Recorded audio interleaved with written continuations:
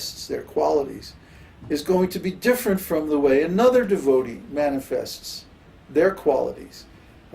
Even when they become pure devotee or something like that, you look really confused. I'll ask him a question later.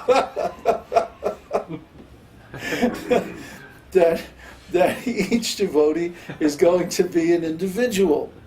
Krishna creates individuals. Each individual is unique. That is one of the qualities of spiritual energy. That spirit is personal, individual, and unique. Nobody else is like me. Is nobody else exactly like you? We have certain things in common, but we also have a lot of things that are completely individual. So anyway, when we become perfected in self-realization, we engage all of our real qualities, our essential qualities, our spiritual qualities in Krishna's service. And then those qualities are enjoyed by Krishna, who, after all, created us with those qualities from the beginning, just for his own pleasure. That's the proper use of our spiritual qualities. Now, what are the general qualities that a devotee should have? Well, the first one is truthfulness. And it's no coincidence that in this long list of qualities, truthfulness is the very first one. Truthfulness means that we do not hide the real truth.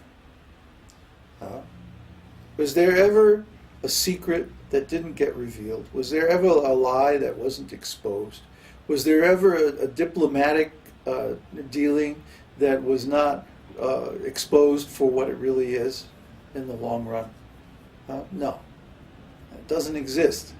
There is a law of nature that all subterfuge, all indirection, all deception is ultimately revealed and comes out and is known. There's a popular saying, the truth will out. The truth will come out. And it does, and we see this. And even now, so many secrets are being revealed about, how the financial system operates and how the banks operate and how the whole international finance thing is a complete deception and a rip-off and everything like that.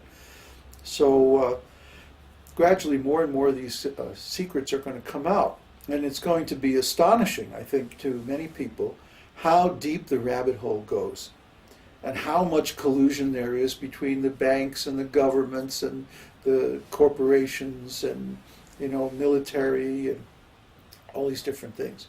And it's going to be revealed that actually the whole thing is just a big rip-off. That's Kali Yuga, folks. That's where we are. The only thing in Kali Yuga that is not a rip-off is the devotional service of the Lord. Religion is a rip-off, business is a rip-off, school, everything you can find, the art world, everything in this life is just a big game. It's just a rip-off. It's exploitation. The only thing that's not is this devotional service of the Lord. And even then, we see that diplomacy and subterfuge and all kinds of, this is called kutinati, which means very undesirable characteristics or activities. They creep into the religion or spirituality or even devotional service. And there are many people who outwardly are devotees, but they still maintain this kind of activity. And this is very, very bad. Because we've all been cheated in the past, and we know how it feels to be cheated by people who don't give the complete truth. Well, we don't like that. Everybody feels ripped off on account of that. Everybody feels hurt from that in the past. So we are committed to giving the whole truth. We're actually transmitting the truth that's coming down in the disciplic lineage. And so we don't like to have any kind of subterfuge or any kind of withholds. We don't like to hold back. I wish that I could sit here and tell you everything about my relationship with Kṛṣṇa and everything. But it would just, that's really, it's not appropriate for me to tell the whole thing. But what I can tell is that I'm personally in a relationship with the Lord. He revealed himself to me over a period of a couple of years and gradually revealed my service to him and the different qualities that he wanted me to have to perform this service. And my particular realization is not going to be the same as your realization. Your realization is going to be uniquely your own. And it's going to be uniquely different and individual. And it should be that way. It must be that way. Kṛṣṇa is not up there with a stencil spraying identical figures on the wall. And puts the stencil here. Another one. That's not Kṛṣṇa. Kṛṣṇa makes each living entity unique, individual. There's no duplication. They're all one of a kind.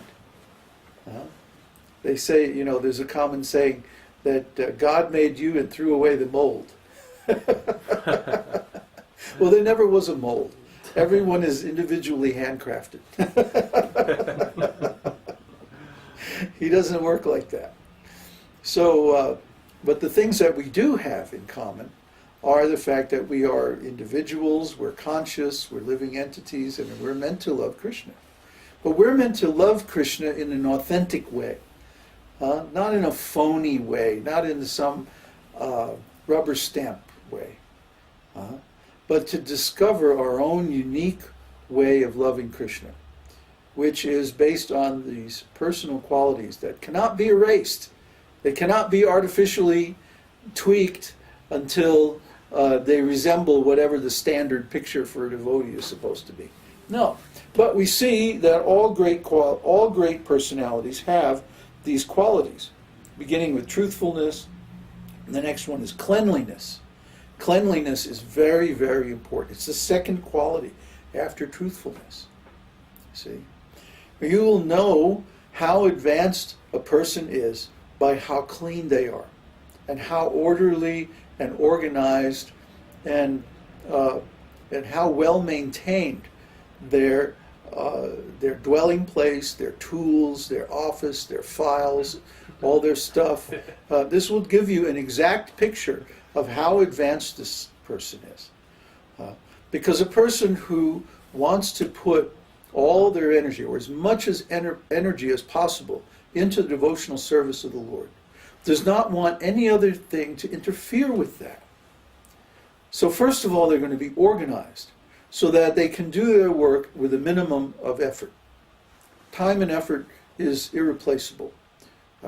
Once you use time especially, you can never get it back. So what we use our time on is the most valuable thing in our existence. So we want to have everything so well organized, so in such good condition, and everything ready to go. Like you see, like we always have computers and cameras and we have stuff, in bags and packed up. And we know where absolutely everything is, unless the lion hides it. That's a different thing. But if I say, "Where's our corporate stamp?" Somebody can find it in like 2 minutes. If I say, "Where's this book on such and such?" Within a couple of minutes, even if it's packed up in some box, we know exactly where it is. All the computers are spotlessly clean. Everything is well maintained. All the latest versions of software. Everything is like, there's nothing that doesn't work. If we start having trouble with a cable or something like that, if we can't fix it, we throw it away. Because it's a liability to have something that doesn't work. Or cleanliness. Cleanliness is, next to godliness, right? Cleanliness is very, very important, especially in the worship of the Lord. And Śrīla Prabhupada said there two places should be very, very clean: the altar and the kitchen. That the kitchen should be just as clean as the altar. You can't imagine going into a temple and seeing dirt on the altar. That's just unheard of. Everything is spotlessly clean. And similarly, the kitchen should be exactly the same way, because that's where the offerings are prepared that are offered to the deity. So if the altar is going to be that clean, then the kitchen should also be that clean.